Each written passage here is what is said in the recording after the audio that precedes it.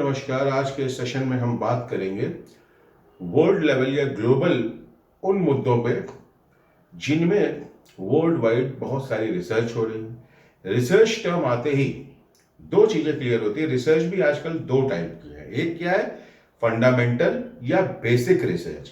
इसके लिए एक नया वर्ड भी आया जिसका नाम है ब्लू स्काई रिसर्च।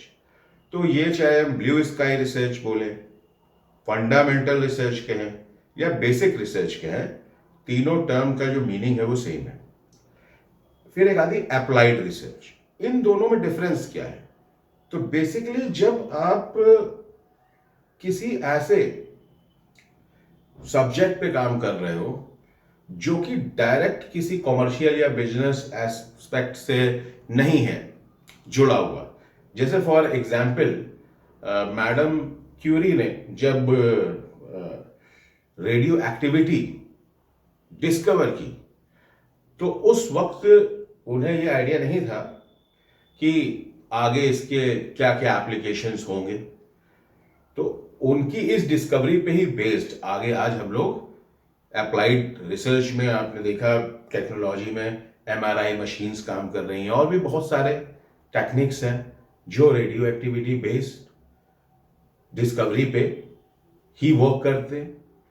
तो ऐसे रिसर्च में जहां पे आप काम कुछ कर रहे थे लेकिन आपने कोई चीज डिस्कवर की, हो सकता है ऐसा भी कि आप जो डिस्कवर करना चाह रहे थे, जो चीज चाह रहे थे कि आपको मिलेगी, उसकी बजाय आपको कुछ और मिल गया। तो यानी you are not clear about कि क्या क्या चीजें आगे हो सकती हैं। एंड अप्लाइड रिसर्च में ज्यादातर वो क्लियर होता है कि आपको काम क्या करना है, किस लिए आपको रिसर्च कर रहे हो। जैसे कि आपको पता है कि एक पर्टिकुलर डिजीज है, उसकी अगेंस्ट आपको वैक्सीन डेवलप करनी है, या आपको पता है कि भाई एक आपको मशीन डिजाइन करनी है, तो 100% आपको ये पता होगा कि मशीन आप किस पर्पस पे, किस काम के लिए डिजाइन करना चाहते हो। तो ये जो है जहां पे आपका पर्पस क्लियर है किसी भी चीज को डिजाइन करने के लिए, तो वहां पे आप कह सकते हो कि ये अप्लाइड रिसर्च है। जैसे यही बेसिक एक डिफरेंस आ जाए जो हम लोग कहते हैं साइंस एंड टेक्नोलॉजी में। तो साइंस मीन्स ही है टू डिस्कवर, जहां पे आप चीजें डिस्कवर करते हो, यानी जो चीज नेचर में पहले से प्रेजेंट है उसको आप डिस्कवर कर रहे हो। And technology means to develop. Develop means कि भाई जो चीज नेचुरली प्रेजेंट नहीं थी आपने उसको डिजाइन किया। जैसे बल्ब को हम लोग कहते हैं कि bulb was invented by Thomas Edison. हम ये नहीं कहते bulb was discovered by Thomas Edison. क्यों? क्योंकि वो उन्होंने खुद क्रिएट किया था। ऐसे ही अगर हम लोग देखें तो हम लोग कहते हैं cell, the cell was discovered by Robert Hooke. वहां पे हम ये नहीं कह रहे हैं कि सेल वॉज इन्वेंटेड बाई, क्योंकि डिस्कवरी का मतलब है कि वो चीज प्रेजेंट तो थी उस बॉटल कॉक में, उन्होंने उसको विजुअलाइज किया, देखा, तो वो नेचर में पहले से प्रेजेंट थी। तो ये दो टर्म थे। तो अगर हम बात करें रिसर्च की तो हमने देखा है रिसर्च बेसिक, फंडामेंटल या ब्लू स्काई। दैट मीन्स जहां पे आप काम कर रहे हो ग्लोबल वेलफेयर के लिए, आपको कुछ एक ऐसा काम करना है जहां आपको क्लियर नहीं है कि आगे वो क्या चांसेस है, क्या आप डिस्कवर करोगे। तो उस सीरीज में बहुत सारी चीजें और भी डिस्कवर होती है, जस्ट लाइक जैसे ह्यूमन जीनोम प्रोजेक्ट की अगर हम लोग बात करें तो वो एक ऐसा प्रोजेक्ट था जो स्टार्ट हुआ ग्लोबल लेवल पे, बहुत सारे कंट्रीज ने मिलके उसमें काम किया और काम करने के बाद आपने देखा कि अभी तक उसमें नए नए डिस्कवरीज, इन्वेंशन उस पर बेस्ड है। अब अगर हम बात करते हैं अप्लाइड पे, तो अप्लाइड में आपने देखा है कि बहुत सारे ऐसे मेडिसिन हैं, वैक्सीन्स हैं, मशीन्स हैं जो डिजाइन हुई, जो कि उन डिस्कवरीज पे ही बेस्ड थी जो कि आपके फंडामेंटल रिसर्च में लोगों ने डिस्कवर की। तो ये दोनों ही एक दूसरे के लिए इंपॉर्टेंट है। एंड अब हम बात करेंगे कि जैसे अब ये रिसर्च है, ग्लोबल मुद्दे हैं, इनको कैसे वर्ल्ड लेवल पे कौन कौन सी वो एजेंसीज हैं जो इन बेसिक रिसर्च में, अप्लाइड रिसर्च में, या मैं कहूँ कि बेसिक आज को जो हमारा टारगेट है बेसिक या फंडामेंटल रिसर्च को फोकस हम लोग कर रहे हैं, उनमें ग्लोबल लेवल पे कौन कौन सी वो एजेंसीज हैं जो काम कर रही हैं। तो इसमें आज हम बात करेंगे जैसे NRC USA, national research council.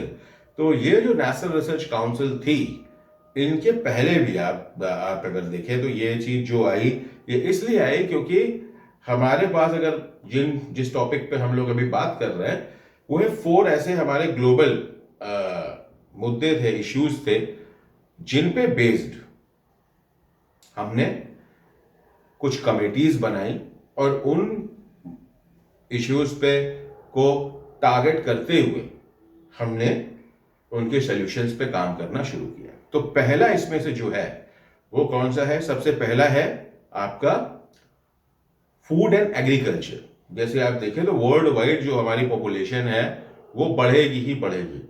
तो वो धीरे धीरे धीरे करके पॉपुलेशन जब बढ़ती चली जाएगी तो मानी बात है कि हमारा फूड रिसोर्स, एग्रीकल्चर, हमें और भी नोवेल मेथड्स, टेक्नोलॉजीज डेवलप करनी पड़ेंगी, क्योंकि हम इतनी ह्यूज पॉपुलेशन के लिए जो भी न्यूट्रिशन है, चीजें हैं, उनको हम लोग सही से अवेलेबल करा पाए।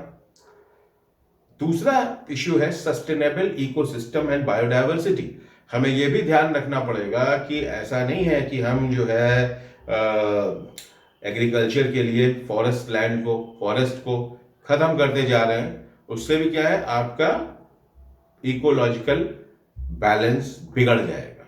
तो अगर ऑक्सीजन की कमी होगी, हमारा ऑक्सीजन लेवल डाउन जाएगा और हमारा जो इकोसिस्टम है उसका बैलेंस डिस्टर्ब हो जाएगा, तो 100% उसके कॉन्सिक्वेंसेस ह्यूमन पॉपुलेशन पे भी 100% पड़ेंगे ही, क्योंकि हमने बायोलॉजिकल साइंस में ये देखा कि everything is connected to each other. हम सभी की अगर रूट देखें तो एक ही है। तो एक सेल से ही हम डेवलप हुए और आज मल्टीपल बहुत सारी सेल्स से मिलकर ऑर्गेनिज्म बने, जिनमें से एक हम होमो सैपियंस या ह्यूमन भी है।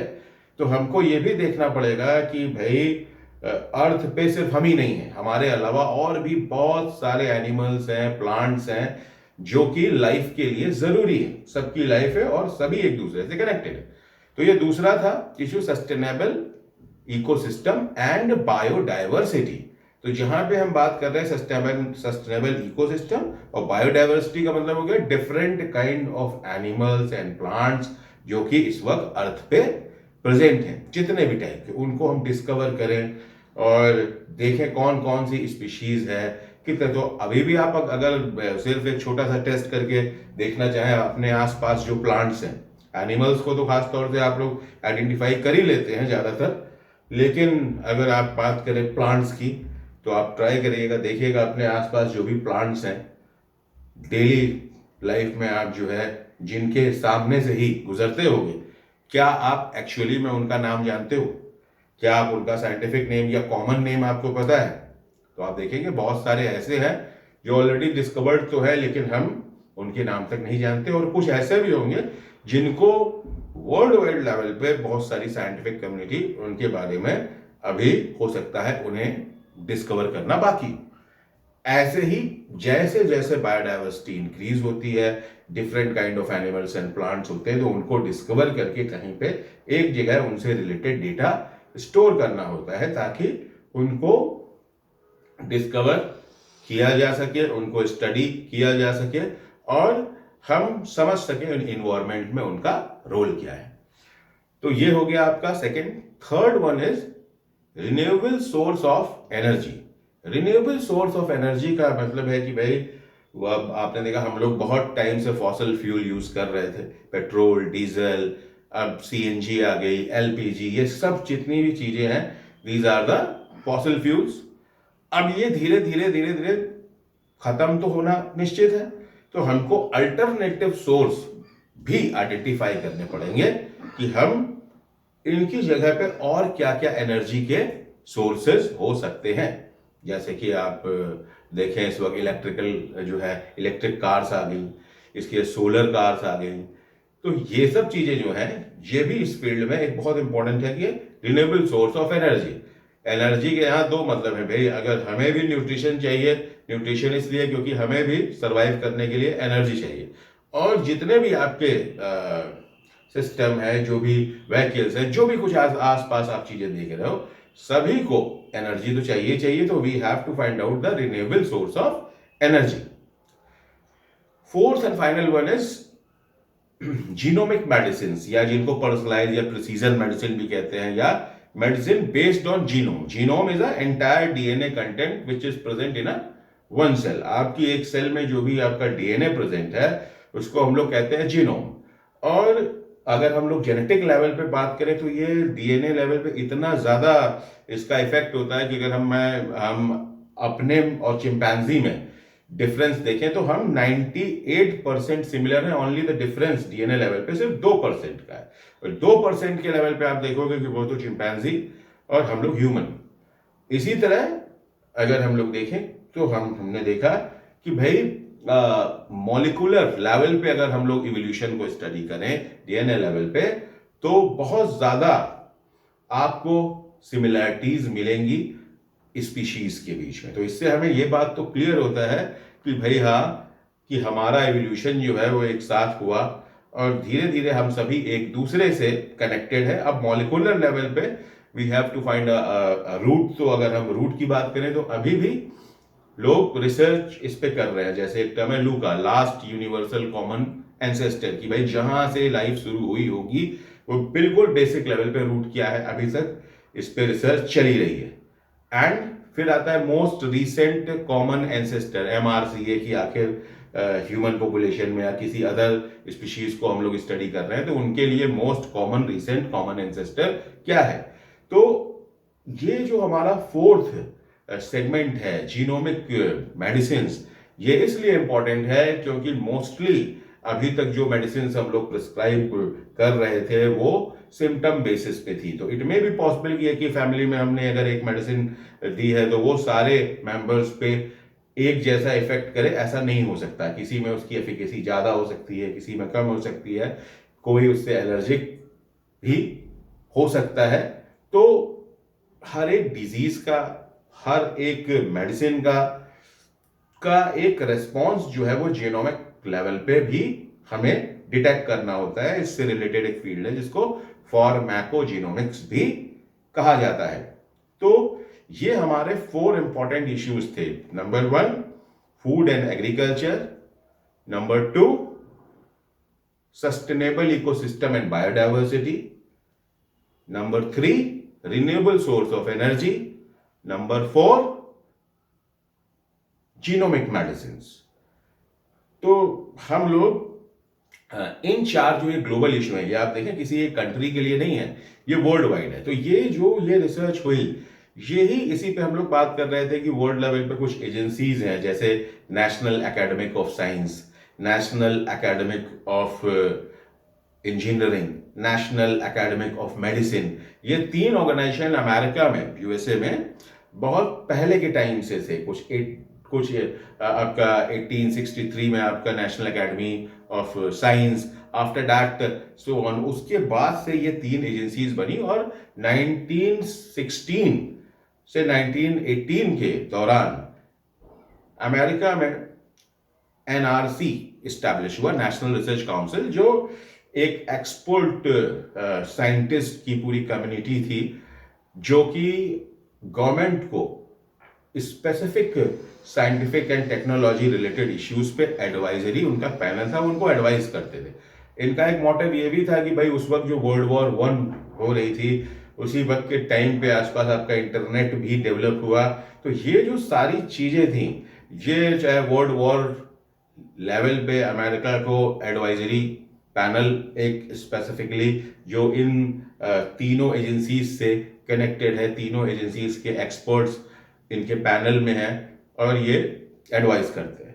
तो इन्होंने ही ये जो 4 आपके इश्यूज जिन पे हम लोग बात अभी की है, ये फाइंड आउट किए और फिर इनका रिव्यू जो है कैम्ब्रिज, हार्वर्ड, MIT जैसी जो टॉप लेवल यूनिवर्सिटीज हैं उनके भी एक्सपर्ट्स ने किया और फिर ये 4 इश्यूज फाइंड आउट किए कि इन 4 पे ग्लोबल लेवल पे काम होना चाहिए। और किसी भी कंट्री में कोई भी इंडिविजुअल हो, एनीवन, आप भी हम भी, अगर इन 4 इश्यूज से रिलेटेड इश्यूज पे, मुद्दों पे हमारे पास कोई भी ऐसी मैथोडोलॉजी है, टेक्निक है, जो कि इन प्रॉब्लम्स पे को फोकस करती है। ये सभी फंडामेंटल रिसर्च से रिलेटेड है। इनमें कोई भी अगर सोल्यूशन फाइंड आउट करता है वो पूरे वर्ल्ड लेवल ग्लोबली इफेक्ट करेगा, तो उसको क्वालिफाई होने पे ये एजेंसीज फंडिंग करेंगी। और यहाँ पे कोई फंड का इश्यू नहीं है, यहाँ पे बहुत बड़ा इश्यू है कि आपके पास कोई ऐसा आइडिया हो जो 5 साल 10 साल में भी प्रॉब्लम को सॉल्व कर सकता हो। तो यही जो पैनल्स है अलग अलग लेवल पे उसको एनालाइज करेंगे, और अगर सबका म्यूचुअल एक एग्रीमेंट बनता है कि हाँ जो आपने काम किया है वो वाकई में इन 4 इश्यूज में से किसी एक को भी सॉल्व करता है, तो 100% आपको इस साइंटिफिक कम्युनिटी में वो स्पेस, वो फैसिलिटी मिलेगी जिससे आप अपने रिसर्च को आगे बढ़ा सकें। तो अब इन्होंने कैसे आगे जो है सोल्यूशन पे क्या बात हुई और क्या इन कमिटीज ने कहा, इनको हम आगे के सेशंस में डिस्कस करेंगे। तो आज के लिए बस इतना ही। जय हिंद।